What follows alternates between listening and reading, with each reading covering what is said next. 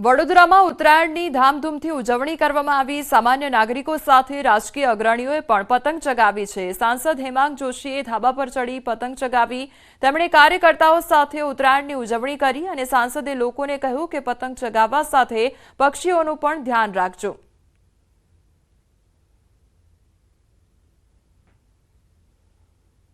ઉત્તરાયણનો પર્વ છે ત્યારે વડોદરાવાસીઓ મન મૂકીને ઉત્તરાયણ જે છે તે ઉજવી રહ્યા છે।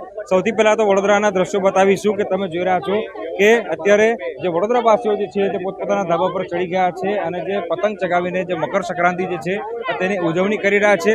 બીજી વાત કરીએ તો આજના દિવસે ઊંધિયું જલેબી જે છે તે લોકો મોટી માત્રામાં આરગતા હોય છે અને જે ચીક્કી છે તે આરગતા હોય છે। ત્યારે જે રાજકીય અગ્રણીઓ છે તેઓ પણ ઉત્તરાયણ ઉજવી રહ્યા છે। હેમાંગભાઈ જોશી આપણી સાથે જેમની સાથે વાત કરીશું। હેમાંગભાઈ, શું કહેશો? ઉત્તરાયણનો પર્વ છે, સોસાયટીમાં રહીએ છીએ, પણ પોળીની મજા આખી અલગ। જી ચોક્કસ, વડોદરા એક સંસ્કારી નગરી, ત્યારે વડોદરા એક ઉત્સવપ્રિય નગરી પણ છે। ત્યારે ખૂબ જ ઉત્સાહપૂર્વક જ્યારે ભારતીય જનતા પાર્ટી એક વૈશ્વિક પાર્ટી છે ત્યારે સૌ સાથે મળીને સુખ દુઃખનું ઘડી વિતાવતા હોય છે। ત્યારે આજે વોર્ડ નંબર 13ના અકોટા વિધાનસભાના પૂર્વ પ્રમુખ આદરણીય નલિનભાઈના નિવાસ સ્થાને અકોટાના ધારાસભ્ય શ્રી ચૈતન્યભાઈ સાથે મળી અમે સૌ કાર્યકર્તાઓ પતંગ ચગાવવાના છે। કરુણા અભિયાનને લઈને શું કહેશો? ઠેર ઠેર સ્ટોલ લાગ્યા છે, મદદ કરી રહ્યા છે। ગુજરાત સરકારના માધ્યમથી એક કરુણા અભિયાન જે શરૂ કરવામાં આવ્યું છે, આ કરુણા અભિયાન અંતર્ગત જે કોઈ પણ પશુ પંખી આ ઉત્તરાયણના પર્વની અંદર ઘાયલ થતા હોય ત્યારે એ ઘાયલ થતા હોય એમને રેસ્ક્યુ કરવાની એક સારામાં સારી પહેલ ગુજરાત સરકાર દ્વારા કરવામાં આવી છે। ત્યારે આપના માધ્યમથી સર્વે હું આ સંદેશ આપું છું કે આપ પણ ક્યાંય પણ આવા કોઈ પશુ પંખીને જોવો ઘાયલ તો આપ પણ આ કરુણા અભિયાનની મદદ લઈ અને સારવાર પહોંચાડવા માટેની યથાશક્તિ મદદ કરશો। બિલકુલથી તો કરુણા અભિયાનને પણ ખાસ ધ્યાનમાં રાખવું જોઈએ અને જે ઘાયલ પક્ષીઓ છે તેમની મદદ કરવી જોઈએ। મોટાભાઈ, તમે શું કહેશો? પવન કેવો સાથ આપે છે કે નથી? પવન સાથ આપી રહ્યો છે, જોડે અમારા સાંસદ શ્રી બી અમારી જોડે સાથ આપી રહ્યા છે। કેટલી મજા આવે, કારણ કે દર વર્ષે ઉદાસ થવું પડતું। આ વર્ષની ઉદાસતા નહીં લાગતી, કેમ કે આ વખતે પવન સવાર 2 દિવસથી સલંગ પવન છે અને પવનની પૂરેપૂરી અમને લોકોને સાથ મળી રહ્યો છે। તમે શું કહેશો? તમારા પતંગની છે નહીં ચગાવવાનું ને બારી બારી બધાને જોડે એન્જોય કરવાનું। બિલકુલથી તો હેમાંગભાઈ જોશી જે છે તે કાર્યકર્તાઓ સાથે પતંગ ચગાવવા માટે જે ટેરેસ છે ત્યાં આવ્યા છે। અને ખાસ કરીને વાત કરીએ તો વડોદરાવાસીઓ જે છે તે આ જ રીતે પતંગની જે ઉત્તરાયણ છે તેની ઉજવણી કરી રહ્યા છે। તો સાથે સાથે સાંસદ પણ જે છે તે પતંગ ચગાવીને જે ઉત્તરાયણ છે તેની ઉજવણી કરી રહ્યા છે। હાર્દિક દીક્ષિત, ન્યૂઝ 18 ગુજરાતી, વડોદરા। તો ઉત્તરાયણના પર્વ નિમિત્તે ધોરાજીના પૂર્વ ધારાસભ્ય લલિત વસોયાએ પોતાના મિત્રો સાથે પતંગ ચગાવ્યો અને કોંગ્રેસ કાર્યકર્તા અને મિત્ર સર્કલ સાથે પતંગ ચગાવી અમરેલી લેટર કાંડને દુર્ઘટના ગણાવી પતંગ ઉપર બેનર મારી દીકરીને ન્યાય મળે એટલે તેમણે પતંગ ચગાવી તો સરઘસમાં સામેલ પોલીસકર્મી સામે કાર્યવાહી કરવા પણ માંગ કરવામાં આવી છે। લોકોને પતંગ ઉડાડી અને સંદેશો આપવા માંગીએ છીએ કે આ દીકરીને ઝડપથી ન્યાય આપો। આમાં જવાબદાર પીઆઈ, પીએસઆઈ અને એસપી છે એની સામે પણ પગલાં લેવાવા જોઈએ અને એ પગલાં નહીં લેવાય ત્યાં સુધી અમારી આ માંગણી ચાલુ રહેશે। જલેબીની હાથડીઓ લાગેલી છે અને તમામ જગ્યાએ જ્યાં જુઓ ત્યાં ધરાકી દેખાઈ રહી છે। લોકોનો એક અનેરો આનંદ છે કે જે ધાબા પર પતંગ ચગાવતા જ ઊંધિયું અને જલેબી અને પૂરી ખાવાનો એક મહિમા છે, જેને લઈ આજે રાજપીપળા શહેરમાં મોટા પાયે ઊંધિયું અને જલેબીનું વેચાણ થઈ રહ્યું છે। ખાસ વાત કરીએ તો ગત વર્ષ કરતાં ચાલુ વર્ષે જે મોંઘવારી વધી છે, મોંઘવારીને લઈને ઊંધિયાનો ભાવ તો વધ્યો છે, પરંતુ ગુજરાતીઓ ખાવા માટે પાછળ પડતા નથી એમ કહી શકાય, કારણ કે નર્મદા જિલ્લાના રાજપીપળા શહેરમાં મોટા પાયે ઊંધિયું અને જલેબીનું વેચાણ થઈ રહ્યું છે અને જેને લોકો ધાબા પર આરોગશે ત્યારે કહી શકાય કે જે નર્મદા જિલ્લામાં મકર સંક્રાંતિની ઉજવણી ધામધૂમપૂર્વક કરવામાં આવી રહી છે। દીપક પટેલ, ન્યૂઝ 18 ગુજરાતી, નર્મદા। આ તરફ નર્મદાના રાજપીપળામાં ઉત્તરાયણ નિમિત્તે ઊંધિયું અને જલેબીનું ધૂમ વેચાણ થયું। ઊંધિયું અને જલેબી લેવા દુકાનોમાં લોકોની પડાપડી જોવા મળી। વેપારીઓ પણ મોટી માત્રામાં ઊંધિયું અને જલેબી બનાવવા માટે લાગી ગયા છે।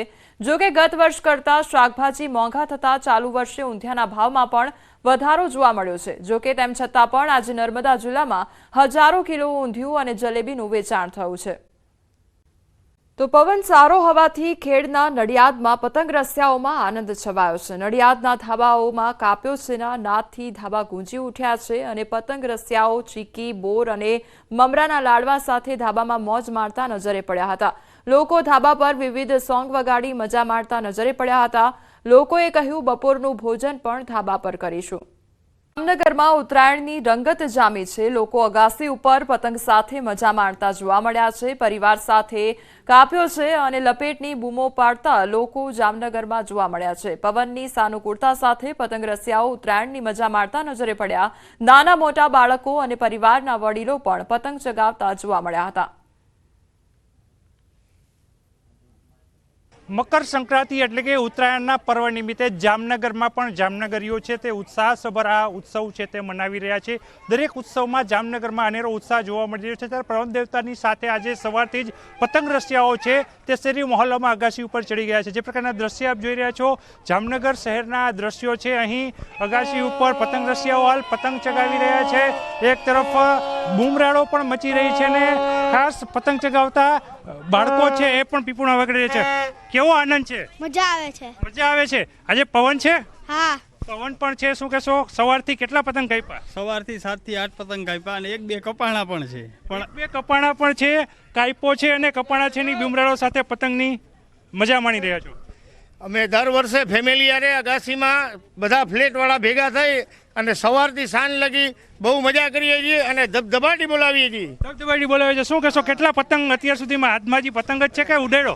નાના બાળકો ઉડાડે ને મજા કરે. અમે નાનપણમાં ખૂબ ઉડાડી લીધા. હવે બાળકોનો વારો આવ્યો. હવે બાળકો પતંગ ઉડાડે અને અમે મજા કરીએ છીએ અને એને કના બાંધી દઈએ. એને બધું જમવાનું બધું કમ્પ્લીટ કરાવીએ. દર વર્ષની જેમ આ વખતે પણ સરસ માહોલ જામી ગયો છે. સરસ માહોલ જામી ગયો છે. શું કહેશો? કેટલો કામાંથી દોરો અત્યારે તો જીમાં દેખાય છે? હજી હા, દોરો તો હજી આમ ચાલુ કર્યો અમે તો હજી તો ચાલુ કર્યો છે. ખાસ કરીને મહિલાઓ પણ છે અહીં સવારથી જ ધાબા ઉપર આવી ગયા છે. કેવો માહોલ છે? બહુ જ સરસ માહોલ છે. ઉત્તરાયણનો આજ મજા માણીએ છીએ બધા સાથે મળીને અને અમે અહીંયા જમણવાર પણ સાથે રાખ્યો છે. જમણવાર પણ રાખ્યો છે. શું બનાવ્યું છે આજે? આજે બટેકાનું શાક, પૂરી, દૂધપાક. ઊંધિયા વગર સૌરાષ્ટ્રમાં ઉત્તરાયણની મજા ન હોય. ઊંધિયું બનાવ્યું આજે? હા, ઊંધિયું બનાવેલું જ છે. ઊંધિયું પણ બનાવેલું છે. જે પ્રકારના દ્રશ્ય આપ જોઈ રહ્યા છો, લોકો છે તે અગાસી ઉપર હાલ પણ પતંગની મજા છે તે માણી રહ્યા છે. જે પ્રકારે આપ દ્રશ્યો જોઈ રહ્યા છો, આકાશની અંદર ક્યાં સુધી પતંગ પહોંચ્યો? પતંગ તો 500 મીટર લગી વયો ગયો. પવન છે? પવન આજે ગઈ કરતા આજે સારો પવન જો. ગઈ સાલ કરતાં સારો પવન છે. 500 મીટર સુધી પતંગ પહોંચ્યો છે. અહીં અન્ય પણ લોકો છે હાલ પતંગની મજા માણી રહ્યા છે. જે પ્રકારના દ્રશ્ય આપ જોઈ રહ્યા છો, ખૂબ સરસ માહોલ વચ્ચે હાલ ક્યાંક લોકો છે તે દોરામાં પણ સાંધા કરી રહ્યા છે. કારણ કે સાંધો કરવો એ ખૂબ અગત્યનો હોય છે, પણ સાંધો પ્રોપર થવો જોઈએ. જે લોકો સાંધો કરી રહ્યા છે એમની સાથે જ વાત કરીશું. શું કહેશો? ઉત્તરાયણમાં દોરામાં સાંધો કરવો જ પડે ને.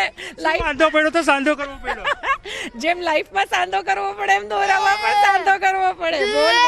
એ કેવી મજા આવે છે? બહુ બહુ મજા આવે છે. કિંજલ કારસરિયા, ન્યૂઝ 18 ગુજરાતી, જામનગર.